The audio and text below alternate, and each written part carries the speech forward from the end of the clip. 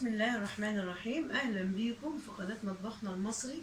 والنهاردة ان شاء الله هنعمل حاجة حلوة، هنعمل حجازية. ودلوقتي هنقول على المكونات والمقادير بتاعتنا.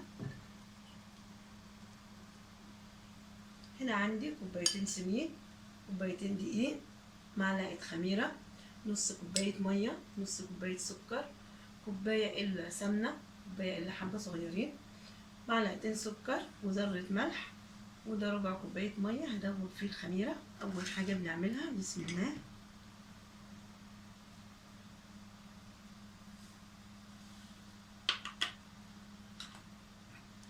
هنفضي الخميرة، منفضيهاش كلها، يعني زي معلقة كده وخلاص. بس كده وأقلبها وأسيبها تتفاعل على بال ما نشوف هنعمل ايه كمان إن شاء الله. بس كده.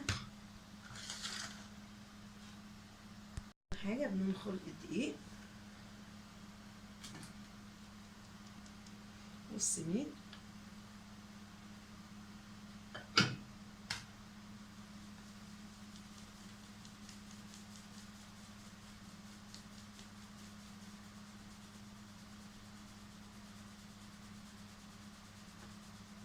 عشان لو في أي حاجة خشنة في السميد بنشيلها.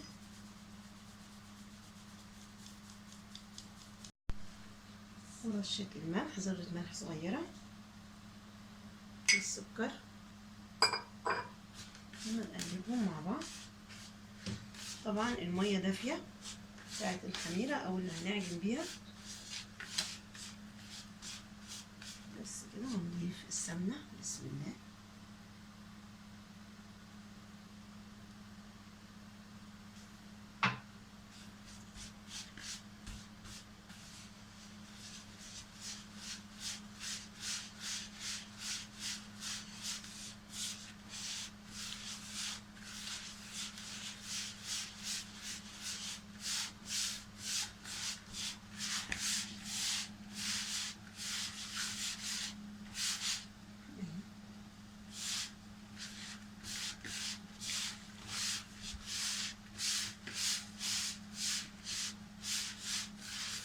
كده شربنا السمنة لكل الدقيق.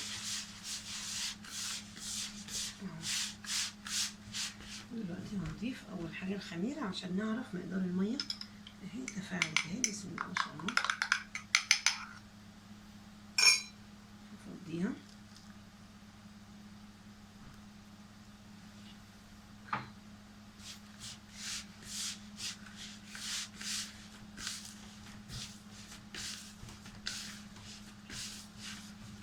بس كده هحط لها كمان حبة مية.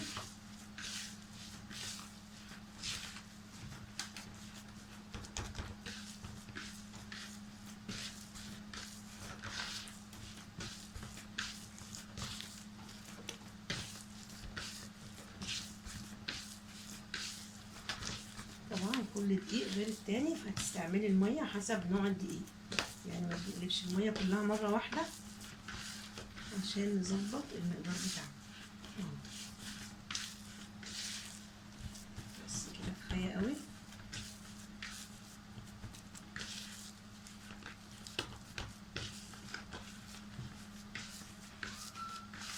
هنسيبها تخمر ونرجع نشوف هنعمل ايه كمان. وبالنسبة للمية ما اخدناش نص كوباية المية كلها، يعني يعتبر بالخميرة والعجن هنقول نص كوباية حسب نوع الدقيق. بسم الله الرحمن الرحيم. ودلوقتي على بال ما تخمر العجينة هنجهز الحشوة. والحشوة عبارة عن كوباية سكر وكوباية دقيق سميد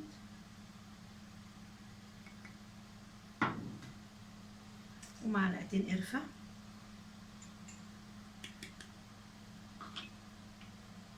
والمية بنحط بالمعلقة كده عشان احنا عايزينها تبقى متندية بس. 3 اهو. نفضل نضيف بالمعلقة كده عشان ما تعجنش مننا، احنا عايزينها تبقى مفرولة اهي، تبقى يدوب متندية كده زي رملة البحر بالظبط.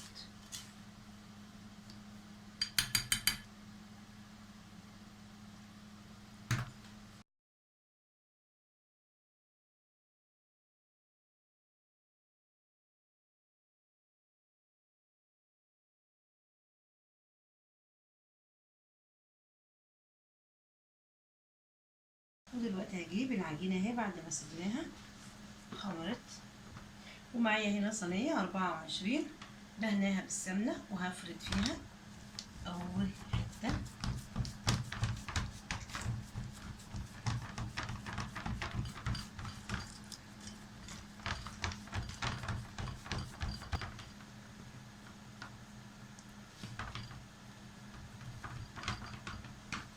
اهي كده، وبعمل لها حرف هنا كده عشان الحشوة ما تطلعش، لأن الحشوة فيها سكر طبعا فهيتحرق لو لمس الصينية.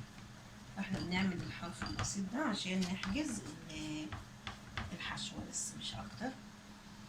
وهجيب الحشوة ونفضيها بسم الله.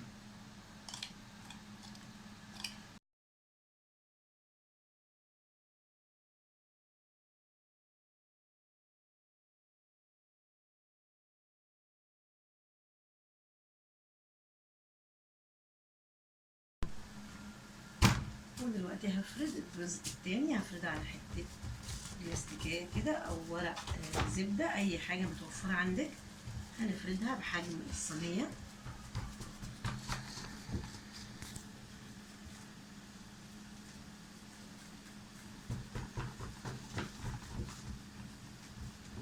طبعا ممكن تزودي الكمية دي لو عايزة تعملي 3 كوبايات و3 كوبايات، يعني زي ما تحبي، بس بتكبري الصينية.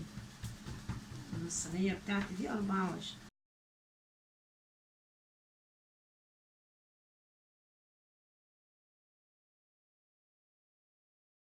بنقيسها الصينية هي كده حلوة. اخدها بقى كده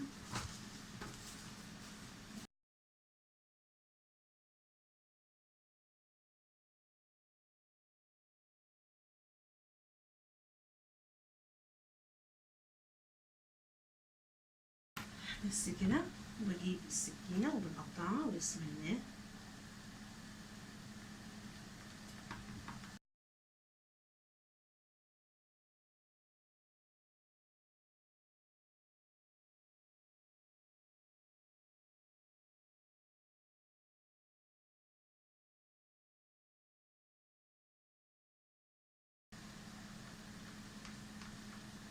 ونقطعها كده بحيث ان هي تديني شكل البقلاوة.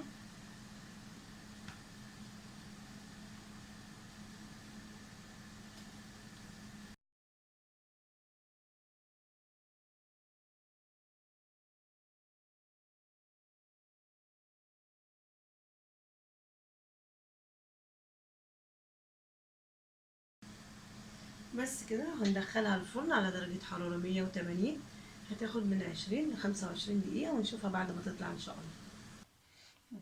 وده شكلها بعد ما طلعت من الفرن، هي اخدت 25 دقيقة. هسيبها تبرد ونقطعها ونشوفها في الشكل النهائي ان شاء الله. ودلوقتي هنقطعها، هي بردت حبة بس لازم طبعا تبرد خالص عشان نعرف نقطعها.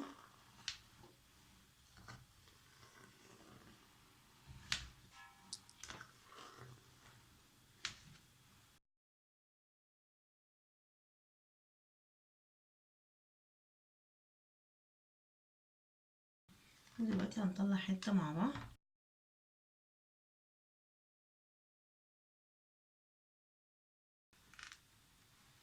اهي بسم الله ما شاء الله. وده الشكل النهائي للحجازية الاسكندراني. جربوها ان شاء الله تعجبكم، وبالهنا والشفا. واذا عجبكم الفيديو ما تنسوش اللايك والشير والاشتراك في القناة وتفعيل الجرس، وشكرا.